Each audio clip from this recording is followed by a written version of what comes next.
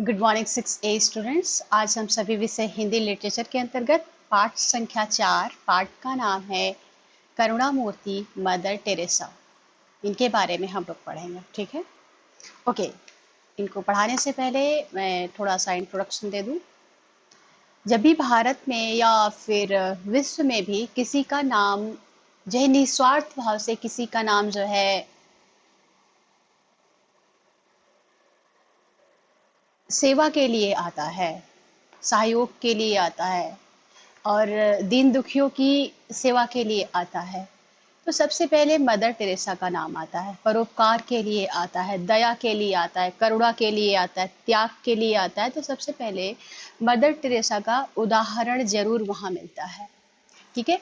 Mother Teresa के बारे में यदि बात की जाए तो भारत में सबसे पहले उन्होंने जो हमारे यहाँ संस्थाएं स्थापित हैं, चाहे वो कुष्ठ रोगियों के लिए संस्थाएं हों, टीबी अस्पताल हों, या फिर जो बेबी गर्ल्स रहती हैं, जो अनाथ अनाथ लोग हो जाते हैं, जिनके जैसे कि इस समय कोरोना चल रहा है, बहुत लोगों के पेरेंट्स जो है दोनों लोग खत्म हो गए हैं, दोनों लोग इस दुनिया में नहीं है, तो ऐसे बच्चे अनाथ हो गए हैं।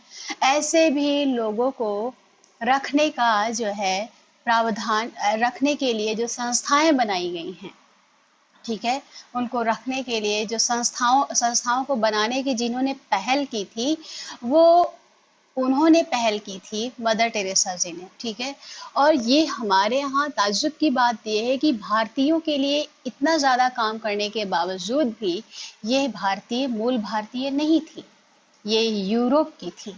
फिर भी इन्होंने निस्वार्थ भाव से भारतीयों के हर वर्ग के लिए, चाहे वो हर वर्ग नहीं बोलेंगे, गरीब वर्ग बोलेंगे, गरीब वर्ग बोलेंगे, जो अपंग लोग बोलेंगे, ऐसे लोगों के लिए संस्थाओं की स्थापना करने की पहल सबसे पहले मदर टेरेसा जी ने की थी। उन्हीं के जो है सहयोग से कई ऐसी संस्थाएं हैं, अनाथालय हैं जो कि बने हुए हैं। ये उन्हीं की एक पहल थी, ठीक है? तो आज हम मदर टेरेसा जी के बारे में पढ़ेंगे कि ये क्या थी, कहाँ की थी। ओके, अल सक्सेना का आ रहा है कि आप पीडीएफ 3rd चैप्टर की भेज दीजिए। यदि मैंने भेजी है तो किसी से आप ले लीजिए, ठीक है? आप पीडीएफ यदि मैंने भेज दी है इसके पहले, तो आप जिन भी स्टूडेंट्स के पास में है उनसे ले लीजिए। अगर नहीं भेजी है मैंने तो आई विल सेंड अगेन, मैं भेज दूंगी, ठीक है? लेकिन यदि मैंने भेज दी है, हाँ, या आप सेंड कर दीजिएगा। लेकिन हमारे पास इतना ज़्यादा मोबाइल में वो नहीं होता है, स्पेस नहीं होता है कि मैं इंडिविजुअल हर किसी बच्चे को मैं जो वो पीडीएफ फॉरवर्ड करूँ, क्योंकि स्कूल भी फॉरवर्ड करना होता है, ठीक है? तो इतना ज़्यादा स्टोरेज हमें डिलीट भी करना होता है। सो आप लोग आपस में शेयर कर लिया करिए एक दूसरे से, ऐसी प्रॉब्लम्स को शेयर करने की अपेक्षा। चलिए, तो सबसे पहले आप पढ़ेंगे आज कुशाग्र। चलिए पढ़ना स्टार्ट करिए। चले,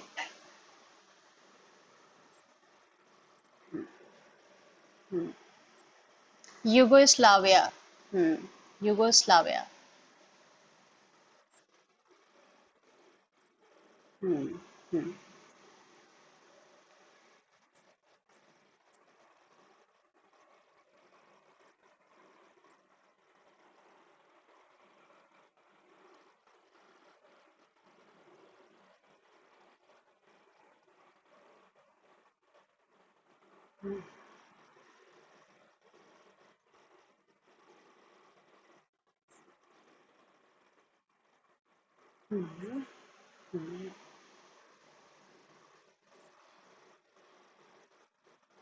अकृपण।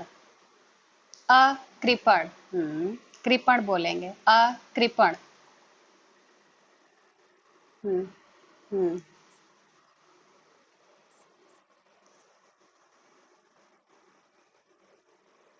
ओके, स्टॉप कर देंगे। वेरी गुड कुशाग्र। ओके, अभी कुछ आइए मदर टेरेसा जी के बारे में जानते हैं कि उनका जन्म कहाँ पर हुआ था और कब हुआ था और किस उद्देश्य से हुआ था, और वह किन किन उद्देश्यों को फुलफिल करती हैं, पूरा कर पाती हैं। चलिए बात करते हैं। इस पैराग्राफ में हम लोग ये पढ़ेंगे कि उनका जन्म कहाँ पर हुआ था और उनके माता पिता का व्यवसायी के देखते हैं हम लोग। यूरोप में अल्बानिया यूगोस्लाविया में साधारण व्यवसायी के घर 26 अगस्त सन 1910 को जब एक कन्या ने जन्म लिया तो किसी ने सोचा भी न होगा कि एक दिन इस बालिका की गणना धरती से दुख दूर करने के प्रयास करने वाले महामानवों में होगी। वह करोड़ों बेसहारा, अपंग, बीमार, मरणासन, परित्यक्त, दीन दुखियों की मां बनकर उन्हें अपने वात्सल्य का अकृपण दान करेगी। और इससे भी बड़ी बात कि वह 7 समुद्र पार भारत में आकर अपना महान कार्य प्रारंभ करेंगी। ओके, मदर टेरेसा जी का जन्म सन 1910 में 26 अगस्त 1910 में यूगोस्लाविया में यूरोप में एक परिवार में हुआ था। इनके पिताजी एक साधारण व्यवसायी थे। व्यवसाय में बिजनेसमैन थे। जब इस बच्ची ने जन्म लिया तो शायद ही किसी ने अनुमान लगाया होगा कि यह एक ऐसी मिसाल कायम करेंगी कि देश में, दुनिया में इनका नाम बेसहारा, परित्यक्त, अपंग, दीन दुखी, कुष्ठ रोगियों के लिए, जो ऐसे समाज का वो वर्ग जो कि उपेक्षित है, जो कि कटा हुआ है, मेन स्ट्रीम से जो अलग हो चुका है, ऐसे लोगों के लिए, ऐसे लोगों का ये सहारा बनेंगे। किसी ने भी इस बारे में सोचा नहीं था। और इनका जन्म कहाँ हुआ था, केवल 3 बातें याद रखने वाली हैं। इनका जन्म 26 अगस्त सन 1910 में यूरोप के यूगोस्लाविया में हुआ था। इनके पिताजी एक साधारण व्यवसायी थे। व्यवसायी अर्थात बिजनेसमैन थे, मेन जिस्ट। चलिए अब पढ़ेंगे यहाँ पर जैनब के नाम से जो आईडी है, प्लीज अपनी माइक ऑन करें। जैनब के नाम से जो आईडी है, माइक ऑन करें। पढ़िए बेटा।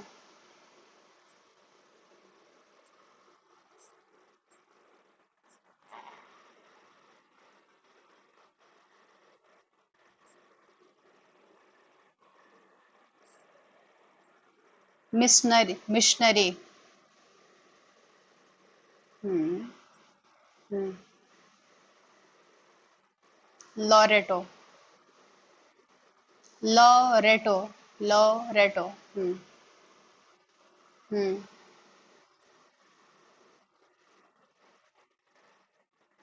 हम्म।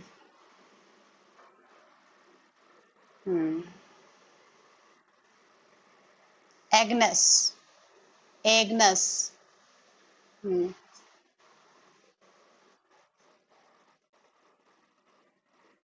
हम्म। हम्म। टेरेसा। हम्म। हम्म। हम्म। कल। हम्म। सम संभ्रांत। हम्म।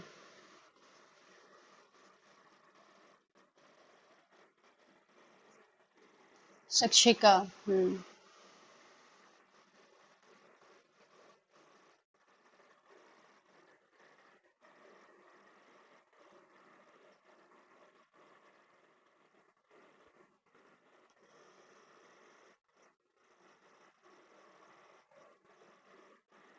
हम्म।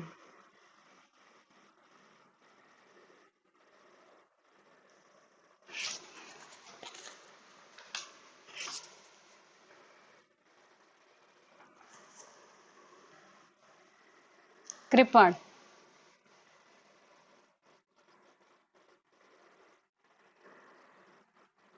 द्रवित। हम्म।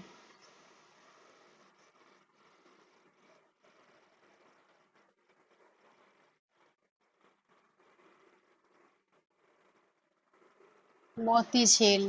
हम्म।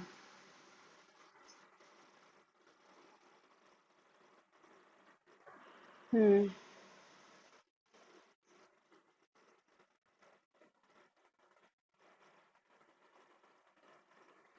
तीमारदारी। ओके, स्टॉप कर दीजिए।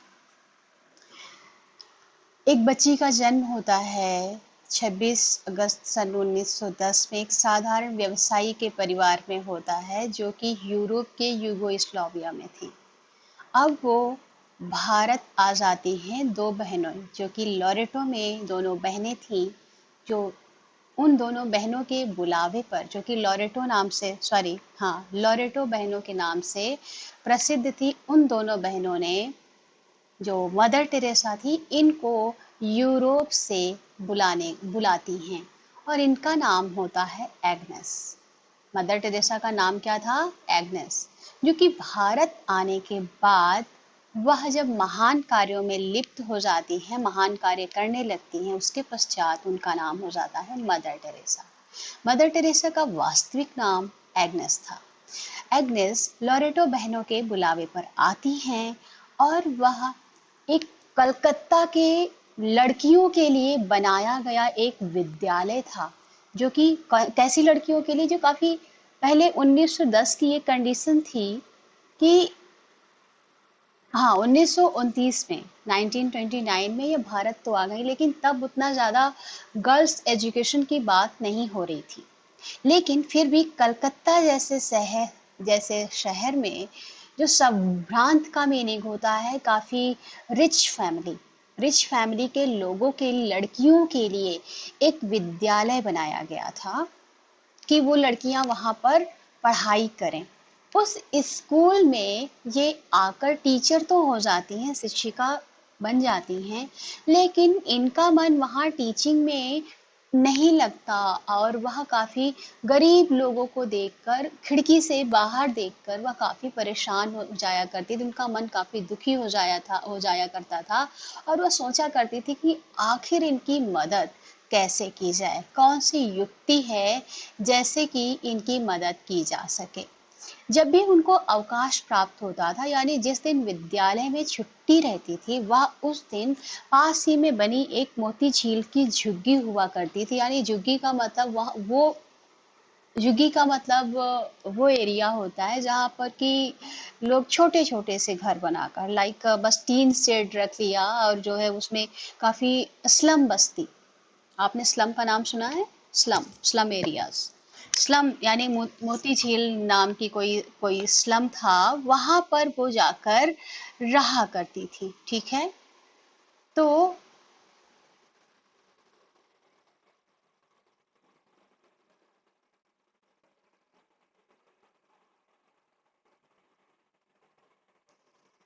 ओके, जब वह वहां पर जाकर, सॉरी, रहा नहीं करती थी, उनको जैसे ही अवकाश प्राप्त होता था, वह उस स्लम बस्ती में जाकर उन लोगों को, वो लोग क्योंकि अपने बच्चों को शिक्षा नहीं दे पाते थे, इसलिए वह उन लोगों को शिक्षित करने जाती थी, उन लोगों को पढ़ाने जाती थी।